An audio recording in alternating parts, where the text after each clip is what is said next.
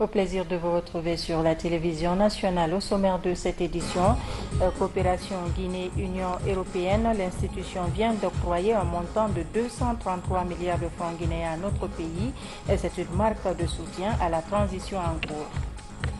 Extension et modernisation de l'aéroport international Ahmed Sékou Touré.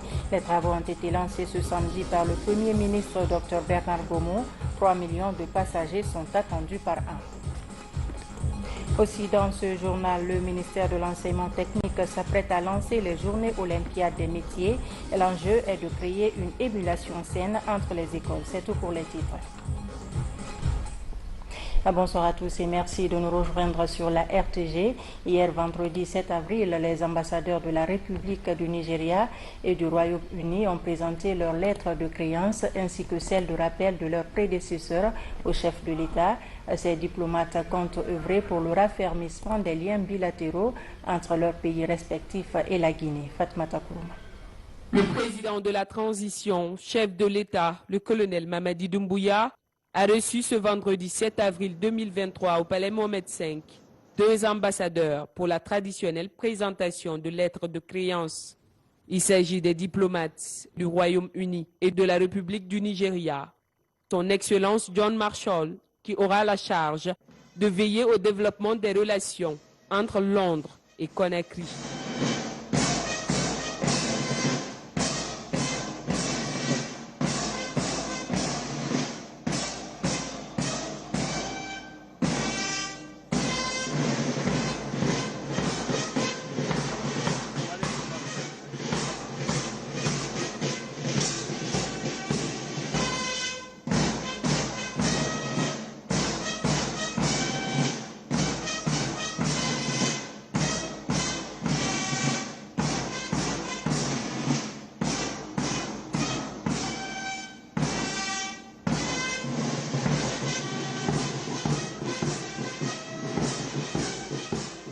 Ces diplomates accrédités en Guinée comptent dans le cadre du renforcement des relations bilatérales entre leurs pays respectifs et la Guinée, s'investir dans plusieurs domaines sectoriels, entre autres l'agriculture, les mines, les transports, la communication, l'éducation et la justice. C'est un grand honneur d'être reçu par le président de la République auquel j'ai remis mes lettres de créance. Et j'ai signalé la volonté de mon gouvernement et de notre secteur privé pour accompagner la Guinée dans son développement. We just presented my credentials. Je viens de présenter mes lettres de créance au président de la transition. Les propositions que je fais pour la Guinée, ce sont des propositions avancées, donc des avancées bilatérales de coopération entre la République fédérale du Nigeria et la République de Guinée, afin justement de renouer et de continuer les relations entre les deux pays. Les engagements de gouvernement à gouvernement dans la phase économique et dans la phase politique. Nous avons travaillé avec le gouvernement sur un plan bilatéral et multilatéral au niveau de l'Union africaine et de la CEDEAO.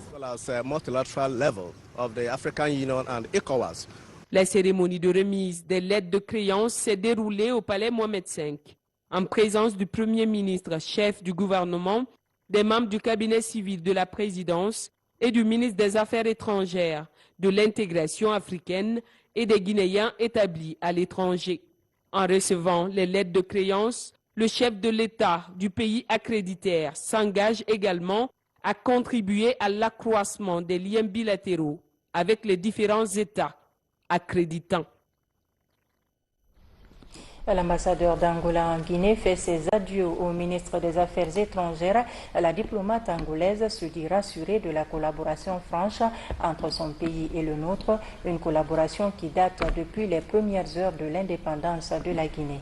Amakeme Dunzo. L'histoire entre la Guinée et l'Angola remonte aux années 60. La République de Guinée fait partie des premiers pays africains à tendre une main franche et amicale à l'Angola dans son combat pour la souveraineté. Cette amitié est toujours au beau fixe. Après 3 ans et demi de service comme ambassadeur d'Angola en Guinée, Maria Cuadina présente ses adieux au ministre des Affaires étrangères. Elle quitte notre pays en laissant une coopération solide et des souvenirs précieux. Ce qui nous a marqué, c'est que nous avons toujours fait un bon travail avec les autorités guinéennes. On a des travaux qu'on fait avec les autorités, on a sur plusieurs citoyens angolais qui sont ici. On a aussi des anciens combattants, des vétérans guinéens qui étaient en Angola en 1975. Grosso modo, ça c'est vraiment un travail que doit continuer. La diplomate angolaise a aussi remis des documents de recueil de souvenirs au ministre Kouyaté. Dans ses livres, l'histoire à travers des échanges de lettres est racontée, des preuves d'une amitié solide qui traverse le temps. Ce sont des lettres qui ont été écrites ici, à partir de Conakry, par le mouvement de libération de l'Angola dans les années 60 et 70 pour commencer la lutte et la poursuivre en Angola. C'est vraiment avec beaucoup d'émotion que je transmettrai ceci au chef de l'État, au président de la transition, son Excellence le colonel Mamadi Doumbouya, pour lui dire qu'il est sur la bonne trace. Comme il le dit lui-même, il suit la trace de nos pères fondateurs. Voilà, la preuve est ici. Et au nom du président, je rassure nos frères de l'Angola que cette histoire sera renforcée, mise en œuvre. Soyez rassurés, madame, que le chef de l'État, le président de la transition, son Excellence colonel Doumbouya, recevra ça. Et il aura beaucoup de plaisir à le lire, à le feuilleter. Pour sa part, le chef de la diplomatie guinéenne, Dr Morisanda Kouyaté, a offert un cadeau à la diplomate angolaise. Il s'agit d'un branding national. Volet coopération, toujours l'Union européenne, un partenaire historique de la Guinée. L'institution vient d'accorder à notre pays d'importants financements.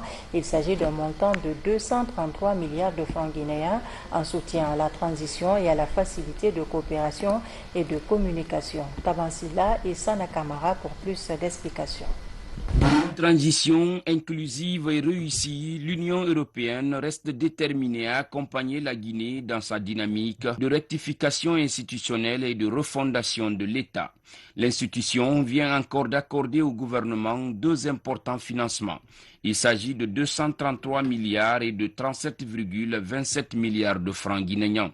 Le premier contribuera au renforcement du processus de réforme de l'État et le deuxième fonds pour une facilité de coopération et de communication. C'est le lieu et le moment d'exprimer les reconnaissances du gouvernement aux États membres de l'Union européenne pour leur soutien constant à la transition guinéenne sous les orientations du président de la transition, son Excellence colonel Mamadi Doumbouya. Cet accompagnement ô combien significatif est l'expression d'une amitié et d'une solidarité affirmée et constante de votre institution à l'égard de notre pays dans un contexte marqué par la nécessité de bâtir les fondamentaux pour une Guinée politiquement, économiquement et socialement meilleure. Ce programme d'appui à la transition permettra au gouvernement guinéen d'avancer dans la réalisation des 10 points de la feuille de route établie à cet effet, dans la perspective d'organiser des élections libres, inclusives, crédibles et transparentes. Ces 2 programmes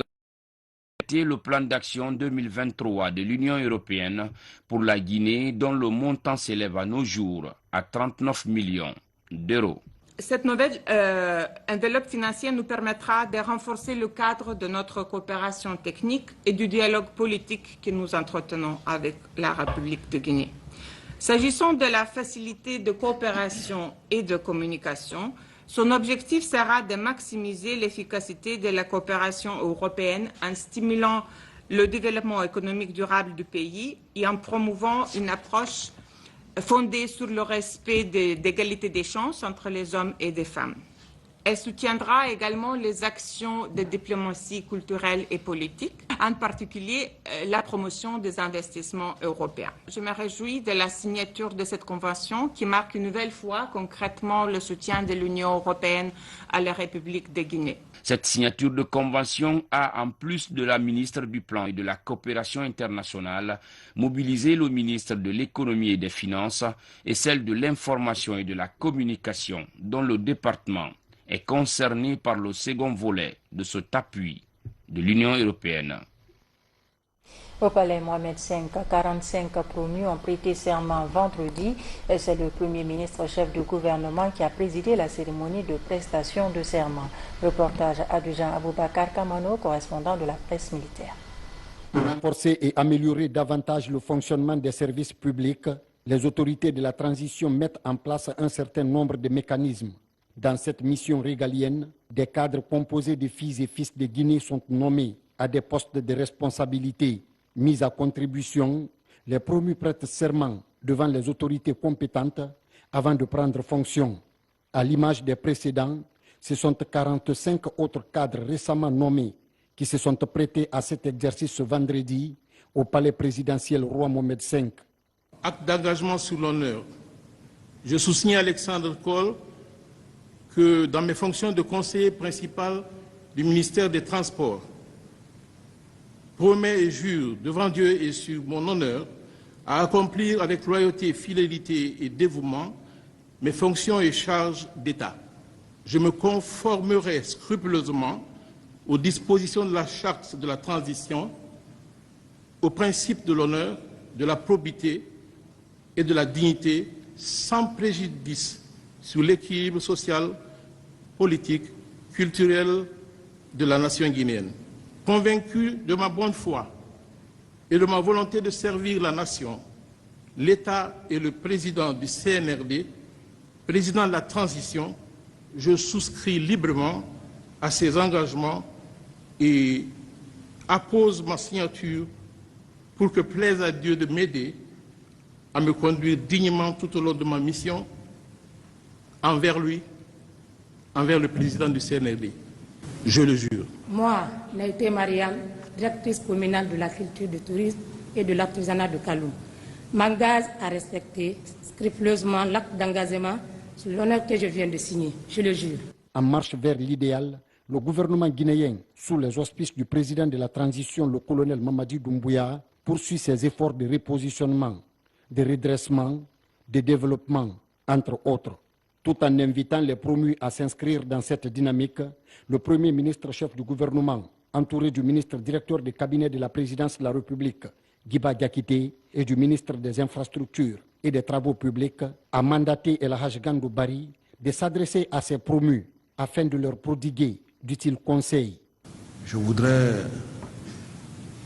au nom du président du CNRD, président de la transition, chef de l'État, chef suprême des armées, vous féliciter pour la promotion, vous féliciter pour votre engagement à servir la nation. Pour des conseils usuels, je laisserai l'honneur à Monsieur le ministre des Infrastructures et des Travaux publics pour vous adresser au nom du chef de l'État et de tous les membres du gouvernement. Et c'est toujours avec beaucoup d'émotion que nous vivons ces instants. Parce que lorsque vous prêtez serment parce qu'on a eu confiance en vous nommant à un poste de responsabilité.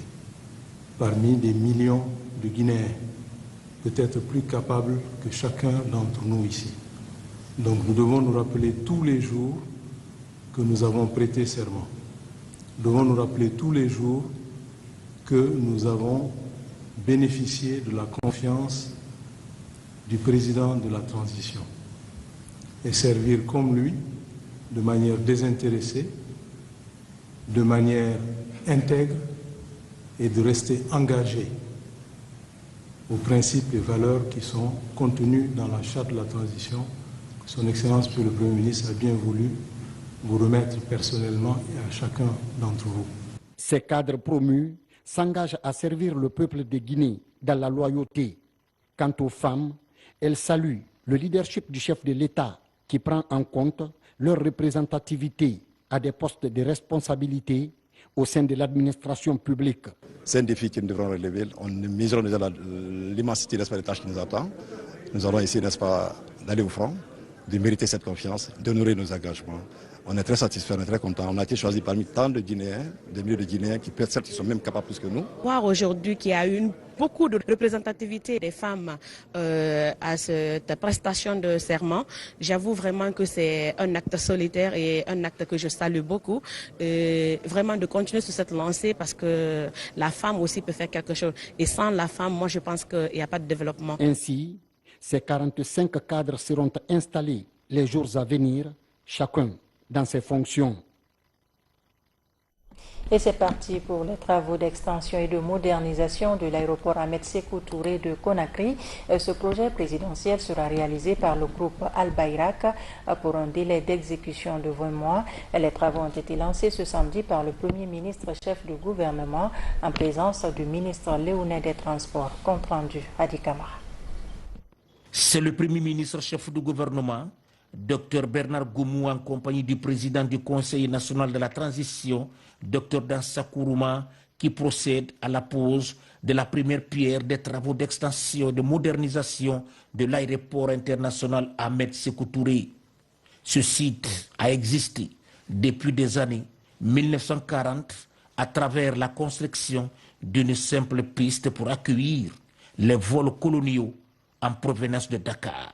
D'année en année, les installations et équipements se modernisent selon les temps et le flux des passagers. Aujourd'hui, cet aéroport est confronté à d'énormes difficultés pour gérer convenablement le nombre sans cesse croissant de passagers et de marchandises et concevoir des solutions et des produits respectueux de l'environnement. D'où la nécessité pour le président de la transition d'initier les travaux d'extension et de modernisation de l'aéroport international Ahmed Sékou Touré. Les travaux seront exécutés par la société Al Bayrak pour une durée de 20 mois. Ce projet contribuera inexorablement à la compétitivité de notre aéroport face au reste du monde. Avec le développement de ce projet d'envergure, la certification Excellence, Monsieur le Premier ministre, OACI, nous tend la main, car il vient définitivement résoudre les nombreux problèmes liés au non-respect des normes de sécurité et de sûreté aéroportuaire. Le transport aérien participe activement au développement durable en améliorant les conditions de vie des populations à travers la connexion des régions isolées à l'économie mondiale. La capacité de traitement de notre aéroport va être portée à 3 millions de passagers par an avec toutes les commodités propres aux aéroports les plus modernes et les conditions de sécurité et de sûreté les plus adaptées.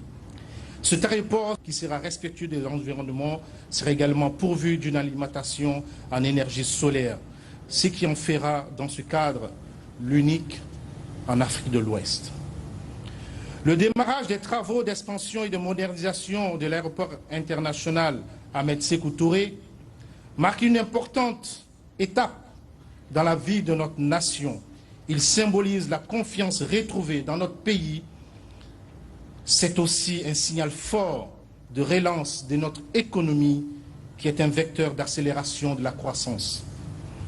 L'achèvement des travaux de cet aéroport offrira aux compagnies aériennes qui sont les principales utilisatrices un meilleur cadre d'exercice de leurs activités, ce qui favorisera la stimulation de la croissance du trafic aérien. En modernisant les infrastructures aéroportières, le gouvernement Goumou, conformément aux orientations du président de la transition, colonel Mamadi Doumbouya, entend forger la réputation du pays en termes de promotion des activités liées au commerce et au tourisme. Je m'exprime ici au nom du président du CNRD, président de la transition, chef de l'État, chef suprême des armées, son Excellence le colonel Mamadi Doumbouya. Il me charge de vous traduire sa chaleureuse salutation et vous remercie pour votre présence à l'occasion de cette cérémonie historique de lancement des travaux d'expansion et de modernisation de l'aéroport international Ahmed Sékou Touré. En vérité, c'est à lui que revient tout le mérite de la fierté que nous éprouvons à chaque pose de première pierre pour la reconstruction de nos infrastructures, dont celle aéroportuaire. Par sa vision, il nous donne de l'espoir et de la confiance à notre pays. Sans angoisse, nous prenons en main notre destin. Fais de ta vie un rêve et d'un rêve une réalité, écrivait l'aviateur écrivain Antoine de Saint-Exupéry. La profession de foi, faite depuis le 5 septembre 2021, s'opère dans les réformes courageuses et dans la réalisation des infrastructures partout et dans tous les secteurs, aussi bien qu'à Conakry qu'à l'intérieur du pays. La Guinée a une renommée glorieuse à reconquérir dans l'aviation. Sa flotte nationale, ses infrastructures ont participé à renforcer sa souveraineté et approcher ses communautés et les gouvernants par la diversité des services offerts. Pour l'aéroport international Ahmed Sékou Touré, l'enjeu est encore tout autre. Face aux aéroports de référence autour de nous, notre ambition est de construire une ville aéroportière qui servira aussi de hub dans la sous-région. Une expression populaire décrit, je cite, « Dis-moi quel aéroport vous avez, nous vous dirons quel pays vous habitez. » Notre sens d'hospitalité, d'occupation de l'espace, d'organisation, les formalités d'entrée et de sortie, nos exigences en qualité, nos standards, les facilités de communication, le confort, la qualité des infrastructures sont des temps d'information et de données que l'aéroport offre et communique d'un trait à l'étranger qui arrive. Il découvre immédiatement notre pays. Avec cet élan, le CNRD à sa tête, le colonel Mamadi Doumbouya veut donner à l'aéroport international Ahmed Sékou Touré les outils dont il a besoin pour faire face aux défis liés à son développement. Justement, au terme de ces travaux, ce nouvel aéroport aura une capacité d'accueil de 3 millions de passagers par an contre 500 000. La plateforme aéroportuaire sera dotée des dernières technologies. Notre reporter Al-Gassi Mouba revient sur les enjeux de ces travaux. C'est un geste symbolique qui marque le début des travaux d'intérêt national. Il s'agit de l'extension et de la modernisation de l'aéroport international Ahmed Sékou Touré. Après 20 mois de travaux, les compartiments de cette nouvelle infrastructure de l'aviation civile guinéenne vont ressembler aux images de cette maquette.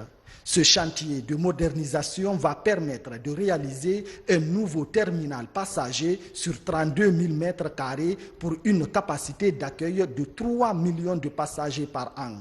Un nouveau terminal cargo sur 3 600 m², une nouvelle tour de contrôle et une caserne des pompiers répondant aux normes de l'Organisation de l'aviation civile internationale. En plus du bâtiment administratif, un pavillon présidentiel, le bâtiment de la gendarmerie du transport aérien et un complexe hôtelier sont aussi prévus. Une nouvelle voie de circulation sera aussi créée pour optimiser le trafic sur la plateforme aéroportuaire Ahmed Sékou Touré. Le tout pour un coût estimé à plus de 200 millions d'euros. L'aéroport, c'est stratégique et c'est éminemment important. Alors c'est carrément, je dirais bien, un nouvel aéroport qu'on va construire. On va démolir et construire en même temps. La plateforme la plus importante, c'est le terminal. Le terminal aura une capacité de 32 000 m², donc 3 hectares. Dans tous les pays, lorsque vous construisez un pavillon présidentiel, il doit avoir sa piste dédiée. On va faire un nouveau pavillon présidentiel qui correspond aux normes. On va construire une nouvelle tour. On va déplacer la tour. La tour va être construite là où il y a la mosquée. Vous savez, depuis 30 ans, cette mosquée n'a jamais été utilisée. C'est abandonné. Nous allons repositionner la tour et construire une nouvelle mosquée dans le quartier qui sera offerte à la population. Le projet sera réalisé par le groupe Al-Bayrak sur plus de 200 hectares avec pour maître d'ouvrage la SOGEAC sous l'égide du ministère des Transports. Nous avons envoyé des ingénieurs, des experts d'Al-Bayrak pour faire l'étude de faisabilité technique du projet et aujourd'hui nous voilà finalement démarrer les travaux. Donc ça c'est un climat de confiance instauré par le gouvernement guinéen pour assurer les partenaires privés et à continuer à développer la Guinée. Fort de ses expériences en matière de construction, c'est-à-dire 70 ans d'expérience en matière de construction, Albeyrak est déterminé à respecter le calendrier contractuel dans le cadre de la réalisation de ces projets, qui est vraiment une fierté nationale pour tout Guinéen. Ce projet d'envergure porté par le chef de l'État, le colonel Mamadi Doumbouya et son gouvernement vise à accroître la capacité d'accueil de l'aéroport international Ahmed Sékou Touré à 3 millions de passagers par an contre 500 000 de nos jours. La plateforme aéroportuaire sera dotée des dernières technologies avec des espaces aménagés en vue d'offrir aux passagers des conditions de voyage confortables. Le projet permettra aussi de développer le trafic aérien tout en le multipliant par 7, ce qui va permettre au pays de tenir le cap de la compétitivité aéroportuaire sur le plan international. Revaloriser les sites historiques du pays, une des missions des autorités de la transition. À Kindia, les travaux de rénovation de la Villa Sili et l'ancienne résidence de feu président Ahmed Sékou Touré sont en cours. En compagnie des autorités locales, le directeur général du patrimoine bâti public vient évaluer le niveau d'avancement du chantier. Reportage Moussa Bangoua. À Kindia, la Villa Sili et l'ancienne résidence de feu président Ahmed Sékou Touré sont en rénovation. 3 semaines après le lancement des travaux, le directeur général du patrimoine bâti public est sur les lieux. En compagnie des autorités locales, Mohamed Doussou Traoré vient évaluer le niveau d'avancement du chantier. C'est un appel du président de la République qui a été favorablement répondu par la direction générale du patrimoine bâti public. Tout sera fini dans un mois, on travaille 24 heures sur 24 et on a tout fait déjà la piscine à 90% parce que déjà il reste seulement la pose des carreaux, les appareils sont là, le forage, il y a 2 forages qui ont été réalisés et la villa aussi est en chantier, il y a tout ce qu'il faut sur place pour terminer le chantier dans le délai. Dans un mois après le mois de Ramadan, on viendra pour l'inauguration de la piscine. Ce projet est soutenu par le président de la transition, colonel Mamadi Doumbouya. L'enjeu est de revaloriser les sites historiques qui sont à l'abandon. Dans ce site que le feu Ahmed Sékou Touré paye sur lui, venait faire sa retraite. Et après lui, le feu général Lansana Conté est venu aussi aménager un autre site à côté. C'est là où il faisait aussi sa retraite.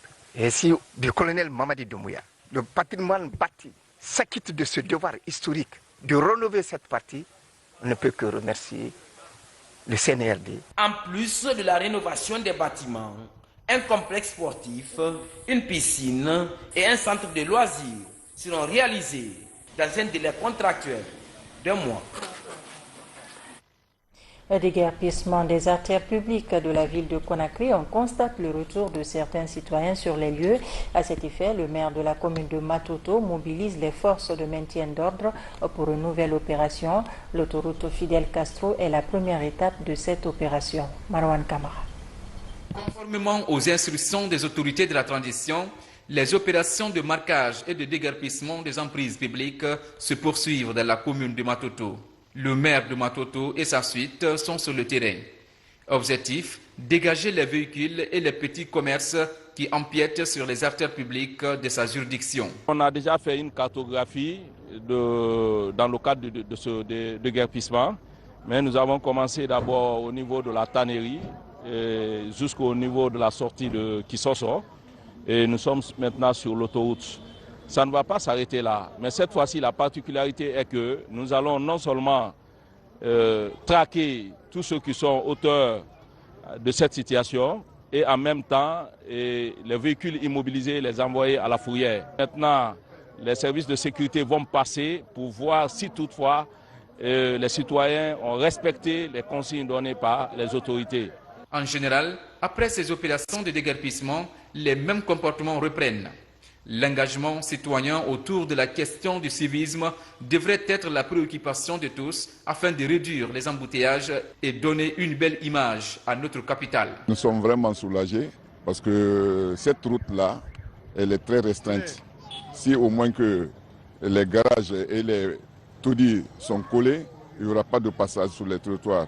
Donc maintenant, on accompagne le maire dans ses actions. Toutefois que le maire est impliqué, nous aussi, nous allons maintenant impliquer sur cette mesure. Nous allons commencer maintenant la sensibilisation. Une fois qu'on voit quelqu'un, comme on a un numéro, directement on va appeler à qui le droit. L'ambition des autorités de la transition est de déguerpir tous les encombrants physiques pour avoir une circulation libre des véhicules et des usagers de la route. L'actualité nous amène également à Tamita, c'est à Bofa. Là-bas se trouve la société DS Mining SA. Elle participe à l'amélioration des conditions de vie des populations locales. Des routes sont construites, des forages installés dans les différentes localités. La société intervient aussi dans le domaine de l'éducation. Morlaï Souma, Maïmouna Bela Diallo. La société SD Mining exploite depuis 2019 la bauxite en Guinée. Elle est l'une des plus grandes sociétés exportatrices de bauxite dans le monde. La quantité mensuelle exportée par la société s'élève à 600 000 tonnes. Pour exporter ce minerai d'aluminium, les camions sont chargés à partir du site d'exploitation pour le port minéralier de Kokaya. Pour ce convoyeur ici, ils ont 10 manœuvres qui travaillent ici et 4 chauffeurs camions. Maintenant, c'est les 4 chauffeurs camions qui transportent à partir de là. Chaque camion peut charger 50 tonnes par jour pour transporter au port. La collaboration se passe plutôt pas mal. Ils viennent chaque jour pour venir contrôler, voir la qualité et la quantité qu'ils exportent. Ça se passe plutôt bien. Il y a des difficultés au niveau du travail, mais ce n'est pas des problèmes qu'on ne peut pas résoudre. Parallèlement aux activités minières, SD Mining s'illustre dans le développement de la localité à travers la construction d'infrastructures routières, de forage, le renforcement des capacités des jeunes de Bofa. D'ailleurs, la société a octroyé des bourses d'études pour la Chine à 2 Guinéennes qui sont aujourd'hui employées dans la société. En 2017, on a bénéficié d'une formation en Chine pour faire une formation de langue chinoise.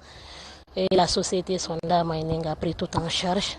De là, nous sommes revenus. Il nous a directement recrutés pour venir travailler avec eux. Moi, je suis interprète logistique et ma collègue elle interprète des ressources humaines. On gère avec eux le côté administratif de la société. Depuis l'arrivée de cette société, il y a eu des ouvertures des pistes au niveau de cette localité. Dans l'année 2023, là, SD Mining a eu à faire 6 forages pour les communautés. Pour le moment, ça ne pose pas de problème parce qu'ils sont là, nous écoutons, nous suivons au respect du contenu local. SD Mining emploie à ce jour plus de 1200 Guinéens, dont 95% sont issus de la communauté locale, ce qui représente 80% des employés de la société.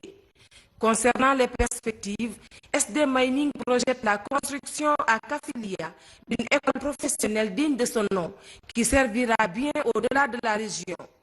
Un centre de santé doit être également construit par la société dans les prochains mois.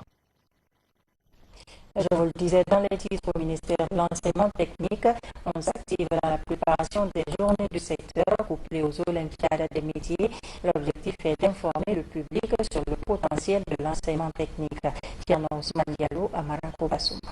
Cette année, la 2e édition des journées de l'enseignement technique, de la formation professionnelle et de l'emploi va être marquée par plusieurs éléments nouveaux avec des invités de prestige venus de la sous-région, du Maghreb et de l'Afrique centrale. L'événement qui aura lieu du 26 au 29 avril prochain se prépare activement pour en faire une véritable vitrine du secteur de la formation professionnelle et de l'emploi en Guinée.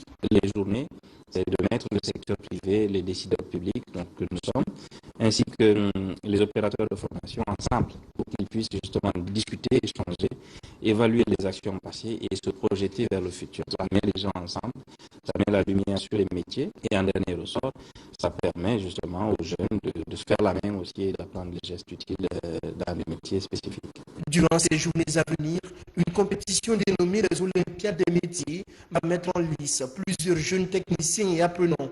C'est l'une des grandes innovations annoncées. À la suite de ces compétitions, nous aurons, en Guinée, fait la première étape pour adhérer à World Skills International, qui consistera d'abord à avoir organisé au niveau local, au niveau national, des compétitions pour détecter les meilleurs. Ensuite, nous allons nous mettre dans une logique pour aller d'abord adhérer de façon officielle à WorldSkills International pour bénéficier des retombées, mais aussi permettre à nos jeunes de compétir au niveau international et de nous mesurer au meilleur du monde. Espace de rencontre et d'échange, les journées de l'enseignement technique, de la formation professionnelle et de l'emploi vont notamment permettre de se faire une idée des programmes dans les écoles de formation professionnelle. Ce sera l'occasion pour les parents d'élèves de voir à quoi peut aboutir une filière ou un métier pour leurs enfants, comment c'est valorisé. Les entreprises qui forment à ces métiers-là ou qui emploient dans ces métiers vont leur montrer jusqu'où ils valorisent ces secteurs. Ça, c'est un débat direct, ça c'est une discussion, une conversation directe qu'ils peuvent avoir avec les entreprises. Ils peuvent aussi voir nos écoles qui vont exposer et qui vont montrer leur savoir-faire. Les journées de l'enseignement technique, de la formation professionnelle et de l'emploi vont aussi offrir au public l'occasion d'échanger directement avec le secteur privé et se faire une idée des compétences recherchées. Vous le savez certainement, il y a juste un mois, le poste de Kaloum prenait feu, causant des coupures et des désagréments dans la commune de Kaloum. La Guinéenne d'électricité et l'entreprise Sogeka se sont mises en branle pour rétablir le poste. Le directeur général procède ainsi aux premiers essais avant la remise en service du poste. Mounir Bari, Aboubakar Diaby, Nabi Kamara. Après une perte de 120 MW suite à un incendie, le poste électrique 110 de Kaloum vient d'être réparé. EDG et la société d'exploitation de Kaleta ont accéléré les travaux pour relancer ce poste stratégique de la capitale. Ceci pour soulager les populations. En attendant sa mise sous tension, le directeur général de EDG vient évaluer la qualité des travaux de réparation. Aujourd'hui, je suis venu pour m'enquérir de la poursuite des travaux. Dieu merci, il y a de bonnes nouvelles. Nous avons pu récupérer la moitié du poste, ça veut dire qu'on a récupéré les 60 MW aujourd'hui qui fonctionnent. Donc on fait appel à une puissance de 60 MW au niveau des hydrauliques. Et il y a de bonnes perspectives. Les équipes sont en train de travailler pour pouvoir récupérer l'autre 60 MW. Après les essais de 72 heures avec chargement du transformateur de 25 MW, toutes les dispositions sont prises pour minimiser l'impact de l'incendie sur la desserte en courant. Vous voyez le poste qui est derrière moi, je ne dirais pas que l'incendie est venu. Si nous allons vérifier dans tout ça, est-ce que le plan de maintenance avait été respecté? Est-ce que la programmation de la maintenance préventive a été respectée? Et pourquoi est-ce que le poste a pris feu? Donc pour éviter ce genre d'incident, il faut insister sur la maintenance. Donc c'est pourquoi aujourd'hui, nous travaillons pour entretenir nos lignes, nos postes, mais on ne peut pas le faire sans faire de coupures. Donc il ne faut pas que la population pense que oui, c'est à cause de ce poste que nous faisons des coupures. Non, ce sont des coupures planifiées. En attendant, la reconfiguration du réseau électrique a permis la réparation de ce poste électrique 110 de Kaloum afin de stabiliser le courant dans la ville de Conakry. La lutte contre l'abandon des mutilations génitales féminines, les conseillers du CNT seront davantage impliqués dans la stratégie. Ces représentants du peuple auront leur mot à dire à travers les futures lois sur la question. Ils sont outillés sur les conséquences de l'excision sur les femmes et les jeunes filles. Mohamed De Kamara. L'engagement pour la promotion de l'abandon des mutilations génitales féminines ne faiblit pas au ministère de la promotion féminine de l'enfance et des personnes vulnérables. Des stratégies visant à réduire le taux de prévalence sont menées sur le terrain.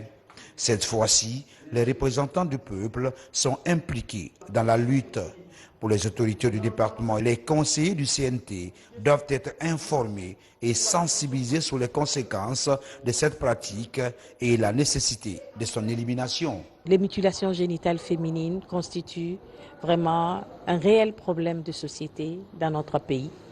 Et comme c'est dans cette institution que nous avons nos lois, que nous régulons la vie de notre société, il est important, mais qu'ils aient toutes les informations, les données qu'il faut pour pouvoir désormais aider dans l'application de la loi. Pour promouvoir l'élimination des MGF, des efforts coordonnés et systématiques, l'impliquant l'ensemble de la communauté sont nécessaires. Je saisis cette occasion pour vous adresser les félicitations de l'UNICEF pour votre engagement individuel et collectif renouvelé contre les pratiques néfastes, notamment les mutilations génitales féminines et les mariages d'enfants. Pour les responsables du CNT, les conseillers joueront leur partition en vue de mettre fin à cette pratique traditionnelle néfaste en Guinée. Il s'agira pour nous, membres du CNT, de renforcer la législation, mais également d'encourager l'attribution d'allocations budgétaires destinées à renforcer le combat contre les violences basées sur le genre, y compris la pratique des MGF. Des notions comme MGF et la tradition, MGF et la religion, MGF et la santé, mais aussi la masculinité positive sont débattues. L'objectif recherché est réduire le taux de prévalence des MGF en Guinée, qui est à 94,5% aujourd'hui chez les femmes de 15 à 49 ans et 39% pour les filles de 0 à 14 ans. Et puis l'association Mirifi Nagnoron a choisi le mois de Ramadan pour faire parler son cœur. Une énorme quantité de riz est offerte aux personnes handicapées de la mosquée Faisal et les pensionnaires de la cité de solidarité. Reportage Djeneyan Saleh. L'association Mirifi Nagnoron est une jeune structure qui œuvre dans l'humanitaire. Chaque mois de pénitence, ses bonnes volontés volent au secours des personnes vulnérables. Pour cette année, les pensionnaires de la Cité de Solidarité et les personnes vulnérables de la mosquée Faisal sont choisis pour ce coup de pouce. Cette remise de dons, c'est aider à soutenir ces deux menus pour profiter ce mois béni de Ramadan. Notre association a pu avoir ses vivres pour leur assister, parce que ce n'est pas facile. On sait actuellement que ce n'est pas facile.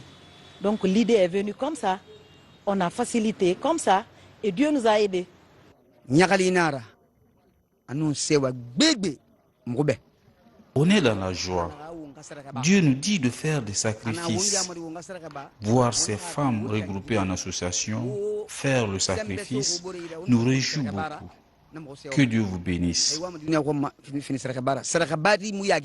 Le don est composé de plusieurs tonnes de riz, de l'huile et d'autres articles qui viennent donner du sourire aux familles démunies en ce mois de sacrifice pour le renforcement de la solidarité.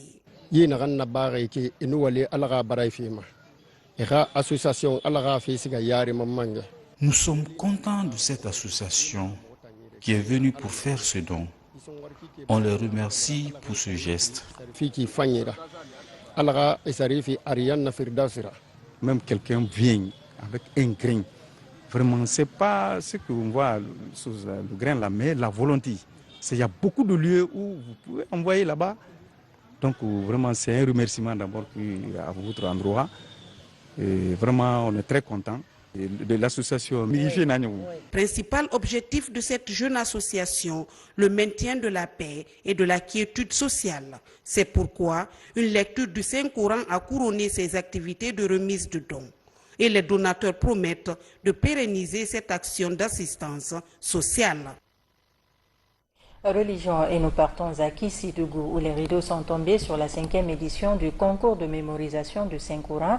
Sur la centaine de candidats, une trentaine d'entre eux ont bénéficié d'une distinction selon les catégories. Reportage de nos correspondants à l'ancien Komisoko, Mohamed Saleh Oupaya, Mohamed Lamine Diallo. Ce sont eux les lauréats de la 5e édition du concours de lecture et de mémorisation du Saint-Coran de Kissidougou. Ils viennent de 12 préfectures du pays et les 6 communes de la capitale, plus la ville haute. Au nombre d'une trentaine, ces récipiendaires exhortent les autres candidats à plus de courage pour le rayonnement de l'islam. Je suis très content d'être le premier de ce concours. J'encourage mes amis à plus d'ardeur dans les études. On ne doit jamais baisser les bras parce qu'on a échoué une fois.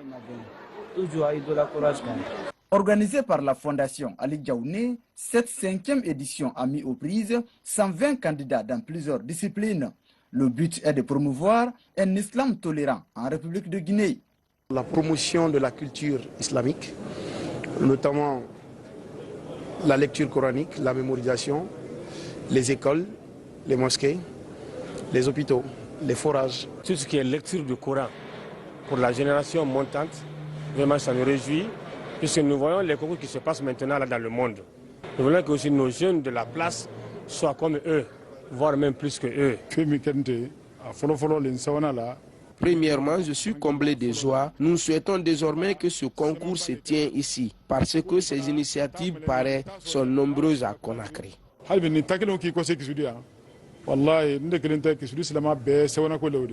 Une voiture, 6 motos, 10 ordinateurs, 10 tablettes et 10 téléphones sont offerts aux lauréats des différentes catégories de ce concours dans le but d'inciter les jeunes à accorder plus d'intérêt à la maîtrise des valeurs islamiques.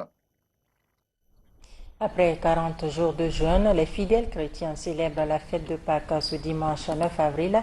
À cette occasion, le secrétaire général des affaires religieuses a fait une déclaration au micro de notre reporter Marwan Kamara.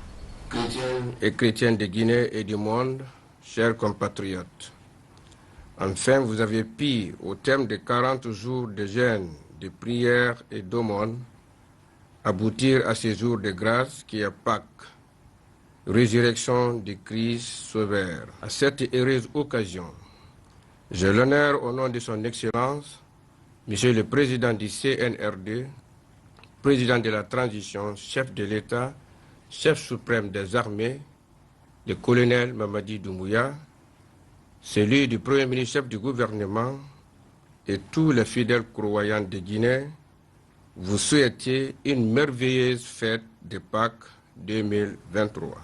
Tous les peuples de Guinée en général et le gouvernement en particulier vous remercient pour toutes vos intercessions en faveur de la Guinée et son peuple, dans un climat de quiétude, d'écoute mutuelle et de stabilité sociale, sans lesquelles aucun développement durable n'est possible.